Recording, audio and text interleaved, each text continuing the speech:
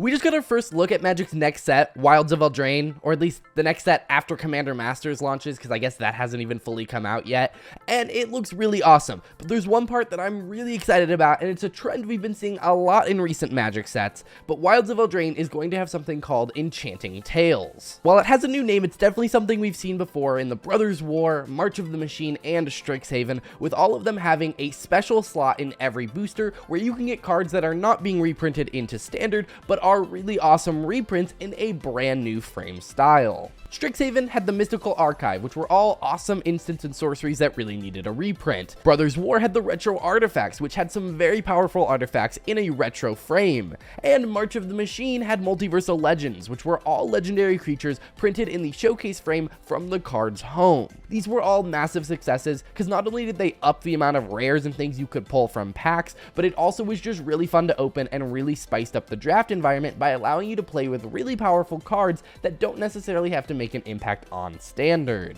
And this is coming back just one Standard set after March of the Machine with Wilds of Eldraine, with their Enchanting Tales, which are a bunch of really powerful enchantments printed in this cool frame featuring fairy tale themed art. They've already shared some of the reprints, and there's some really powerful stuff in here. We have things like Rhystic Study and Necropotence, as well as cards that have recently seen a reprint like Doubling Season and Smothering Tithe. You'll get one Enchanting Tale in every pack. Now, from previous experience, they're not all going to be this exciting. There are going to be some uncommons like Curiosity, which they've already shown, and some rares that are not necessarily as good as Rhystic Study, Smothering Tithe, Necropotence, and things like that. But you will get at least one card from this series in every pack, and it makes packs way more fun to open.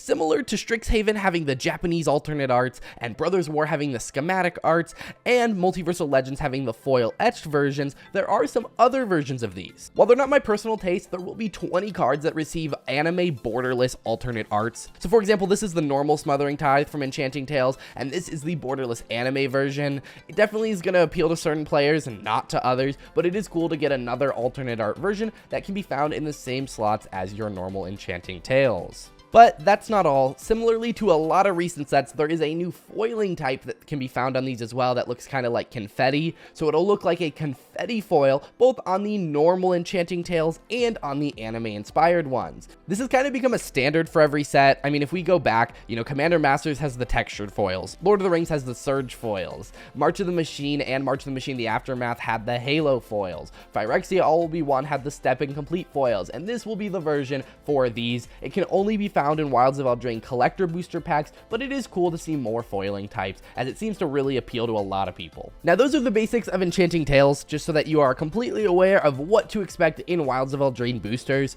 There's been some cool cards that have been spoiled, so let's just run through some of those. First off, Smothering Tithe, which we've already kind of talked about, was just reprinted in Commander Masters, or should I say is about to be reprinted in Commander Masters, since that set isn't even out yet, but it's a really powerful card that belongs in almost every white Commander deck if you're wanting to play optimally. We also have Greater Auramancy, which is a card that really has only ever seen one reprint, and it was a Judge promo, so it's a fairly pricey card because of that. Curiosity is an uncommon that's going to be in this, and it is not necessarily an expensive card, but it is a very playable card that goes infinite with things like Niv Mizzet and just can provide a decent amount of card draw for just 1 mana. Rhystic Study is another source of card draw, and this is another one of those things that should be in every commander deck that can run it. It's a very powerful card that just lets you draw a bunch of cards.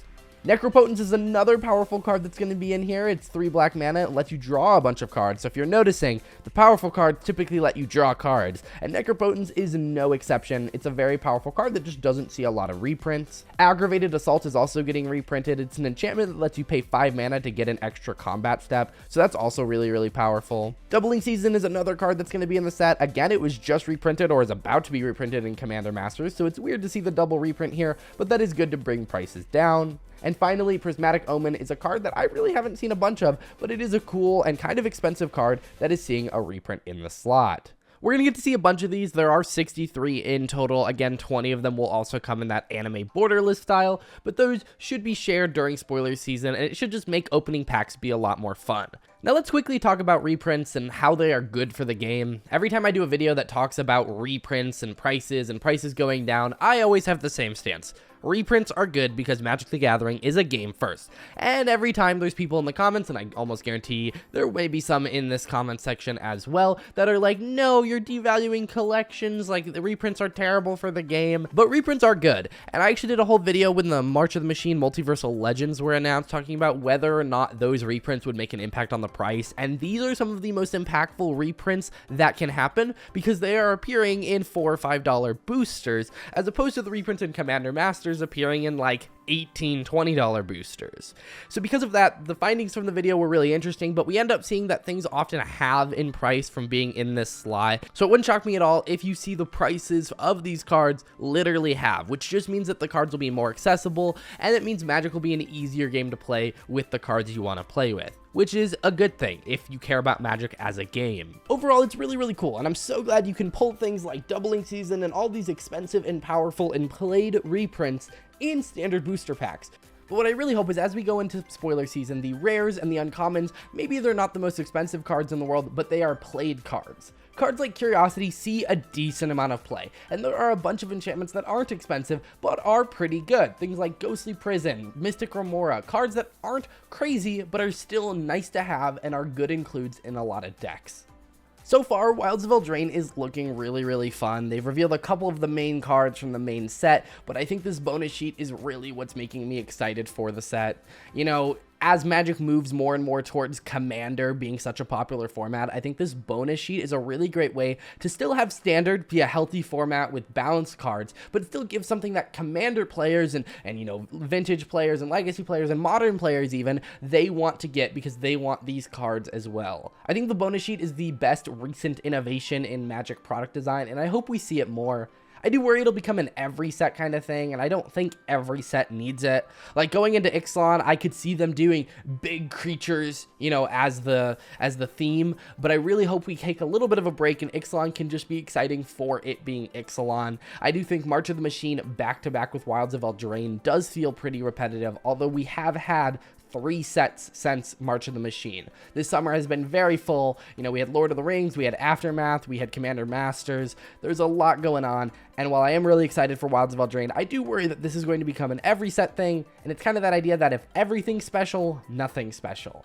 But either way, to finish this off, let's talk about some cards that I really want to see in this slot. Some of these are just selfish picks, but a lot of these are really awesome and played cards. Rhythm of the Wild's the first one. This should be an uncommon. It was an uncommon in Ravnica Allegiance, and it's really crept up there in price. But I really actually want to see Ghostly Prison and Animate Dead, both cards that can see a lot of play, aren't necessarily expensive, and can be at those lower rarities. Also, even things like Wild Growth, which just saw a reprint in Dominaria Remastered, is still a pretty good card, and can see play in most green Commander decks. On top of that, I think Guardian Project would be a really awesome card. Even if they upshifted it to Mythic, could be a really awesome thing to go chase for. Something like Kenrith's Transformation I also think could be really cool. We are going back to Eldraine, and Kenrith's Transformation is an amazing spell that I think should be played in more Commander decks. And then Impact Tremors is the final one. Again, another low rarity card that is kind of crept up in price and is still really powerful that could be in the set. Alrighty guys, that is pretty much it for this video. Let me know your guys' thoughts on these awesome enchantments that'll be in Wilds of Eldraine. If you want to see more content, check out this video here where I talk about the top 10 most expensive cards from Commander Masters that are coming out in a couple days. And check out this video here which YouTube thinks you'll specifically like. See you guys in the next one. Bye.